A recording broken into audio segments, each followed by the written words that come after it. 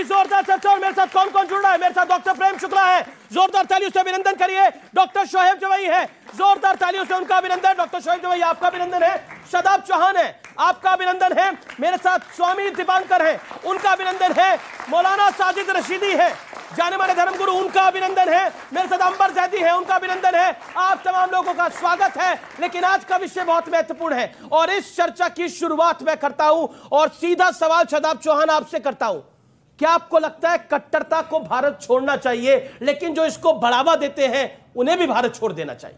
60 second. निश्चित आजाद भारत में कट्टरता की किसी के लिए कोई जगह नहीं है, लेकिन अफसोस ये होता है कि जब लोग कहते हैं कि मुगलों का दौर गुलामी का दौर, नहीं, गुलामी का दौर अंग्रेजों का दौर था।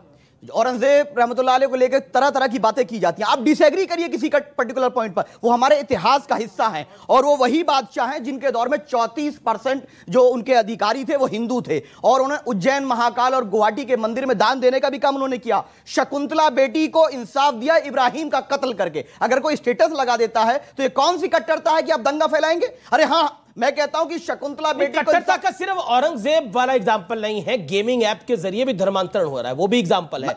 लव जिहाद भी हो रहा है, वो भी एग्जांपल है। मध्य प्रदेश का गंगा जमुना स्कूल है, वो भी एग्जांपल है। ये 3-4 एग्जांपल है। बिल्कुल सारे एग्जांपल पे आ रहा हूं। हाँ, 10 सेकंड दीजिए, उसी पे आ रहा हूं मैं तो कहता हूं कि स्टेटस लगाइए यह कहकर कि जिसको लगाना कि शकुंतला बेटी को जो इंसाफ दिया इब्राहिम जालिम का कत्ल करके, औरंगजेब रहमतुल्लाह अलैह ने वक्त के बादशाहों को भी जो दरिंदे साक्षी का, हमारी बहन श्रद्धा का मर्डर करते हैं, उनको भी उसी तरीके से सजा दो। दूसरी लव जिहाद। एक शादाब भाई, दिल पे हाथ रख के बात बताइएगा, आप अपने घर में औरंगजेब चाहते हो? शकुंतला चाहते हो?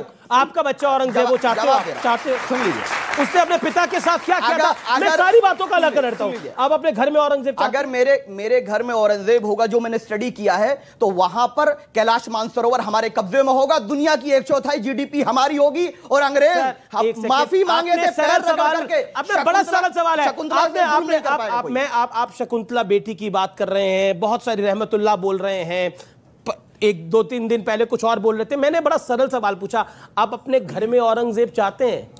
हमारे तो घर में होते हैं, क्या दिक्कत है? नाम है ये? नाम नहीं, मैं कहता हूं औरंगजेब जैसी शख्सियत चाहते हैं, जैसे हर माँ बाप चाहेंगे कि उनका बेटा राम जैसा हो।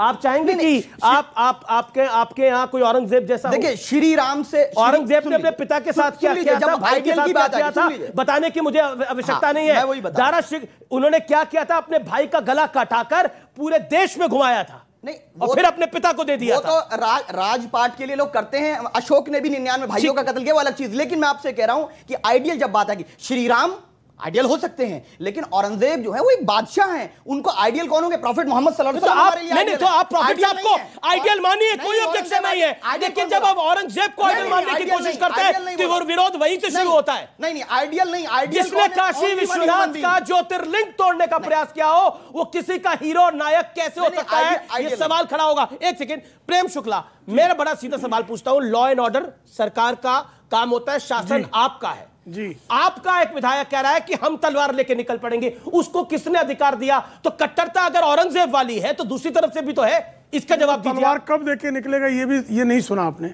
उसने कहा महाराष्ट्र की अस्मिता की रक्षा के लिए आवश्यकता पड़ी तो तलवार उठाएंगे। तो वो राष्ट्र रक्षा के लिए आवश्यकता पड़ी नहीं है, राष्ट्र रक्षा के लिए आवश्यकता पड़ी तो वो ये नहीं कह रहा कि मैं तलवार लेके किसी की हत्या करने जा रहा हूं। जो लोग आए दिन सर तन से जुदा करने वालों का समर्थन करते हैं और राष्ट्र रक्षा के लिए तलवार की बात होते ही आहत हो जाते हैं। अरे भाई, वहां से जिनको औरंगजेब बाबर गजनी चाहिए था वो सब पाकिस्तान गए। औरंगजेब बाबर गजनी को अपने पूर्वज मानने वाले ही जिन्ना के 2 नेशन थ्योरी को मान रहे थे, वही पाकिस्तान और बांग्लादेश बना। और आज भी पाकिस्तान में जब मिसाइल बनती है तो गजनी गोरी नाम रखा जाता है, इसीलिए लुटेरों के नाम पे रखा जाता है। और अगर कोई गजनी गोरी चलाएगा तो तलवार क्या बात करते हैं, हम पृथ्वी और अग्नि जैसी मिसाइलें चलाएंगे और जो औरंगजेब की औलादों को चढ़कर मारेंगे। ये जो है राष्ट्र रक्षा के लिए हमारा संवैधानिक दायित्व है।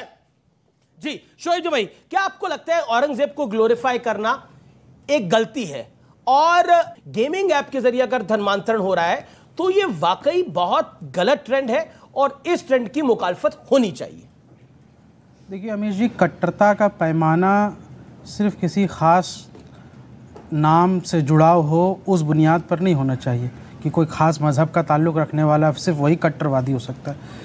हमने देखा इस देश में हमारे देश के गांधी, महात्मा गांधी की हत्या करने वाले गोडसे, उसकी पूजा करते हैं लोग, उसका स्टेटस लगाते हैं, उसकी तस्वीरें अपने मोबाइल में रखते हैं, बाकायदा अपना प्रोफाइल पिक्चर गोडसे का लगाते हैं। ये भी एक कट्टरता है। बहुत सारे लोग इस देश में, कौन जैसे कौन? बहुत सारे लोग हैं। अरे भाई, आपने शकुनी पांडे का नाम सुना होगा। आप गलत करते हैं ना भारतीय जनता पार्टी वो गलत करते हैं ना। गलत तो सबको गलत बोलना पड़ेगा ना। नहीं, बिल्कुल वो गलत करते हैं। तो बताइए, औरंगजेब की भी जो स्टेटस लगाते हैं वो भी गलत है, जो गोडसे का लगाते हैं वो तो गलत है ही, जो औरंगजेब का लगाते हैं क्या वो भी गलत है? ऐसे दौर में जब एक विचारधारा की बड़ी एक लड़ाई हो रही है, जब कोई चीज़ें कंट्रोवर्शियल हो, तो अपने नौजवानों से तो मैं यही गुजारिश करूंगा कि कोई ऐसी कंट्रोवर्शियल चीज़ों को ना लाया जाए। किसी की इसका स्टेटस लगाने से कोई ग्लोरीफाई नहीं हो जाएगा। और अगर आपको लगाना है तो APJ अब्दुल कलाम का लगाइए ना, अगर आपको लगाना है तो मौलाना आज़ाद का लगाइए, जो हमारे शिक्षा मंत्री थे।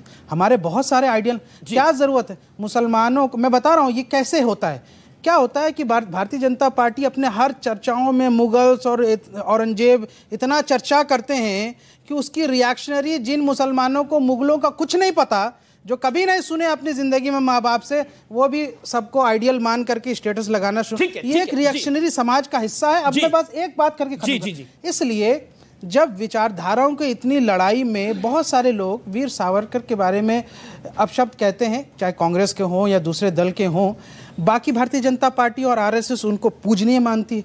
ये लड़ाई एक टकरावट है। उसके बावजूद हम देखते हैं कि जब वीर सावरकर जी की बहुत सारे लोग तस्वीरें लगाते हैं, प्रोफाइल पिक्चर लगाया जाता है। नहीं, मैं तुलना नहीं कर रहा हूं। आप देखते हैं कहां क्या बात करते हैं सावरकर के बारे में अपशब्द। सावरकर ने काला पानी की सजा काटी देश के लिए, तो कभी झगड़ा नहीं होता। कभी झगड़ा नहीं होता। कोई उसको दंगा करने की बात नहीं। स्वामी दीपांकर, इसलिए मैं कहता हूं कि ऐसे मामलों में बहुत संयम बरतने की जरूरत है। दोनों समुदाय, ये आपने अच्छी बात करी कि संयम बरतने की जरूरत है, लेकिन क्या औरंगजेब को हीरो दिखाने से या फिर उसको हीरो ना दिखाने से इस देश का क्या हो जाएगा? स्वामी दीपांकर, ये सवाल। मैं समझता हूं कि 400 साल पहले वो राह नहीं, वो राजनीति के लिए जीवित हो जाता है। यही औरंगजेब है, और इससे ज्यादा औरंगजेब की कुछ भी नहीं है। दूसरी एक बात कहता हूँ, ये दोनों का है। हाँ, ये बहुत सिंपल, बहुत सीधा है इसका फलसफा, और इससे ज्यादा कुछ नहीं। वरना वीर शिवाजी के स्वराज को दुनिया जानती है। वीर शिवाजी के स्वराज को पूरा महाराष्ट्र देवतुल्य समझता है और मानता है। वीर शिवाजी के बारे में मैं गाथा गाऊंगा तो ये प्रोग्राम कम पड़ेगा, मगर मैं कुछ कट टू कट पॉइंट आपके सामने रखता हूँ। वीर शिवाजी अगर कोई चर्चा करता है ना तो सर रोआ खड़ा हो जाता है, रोमटा खड़ा हो जाता है।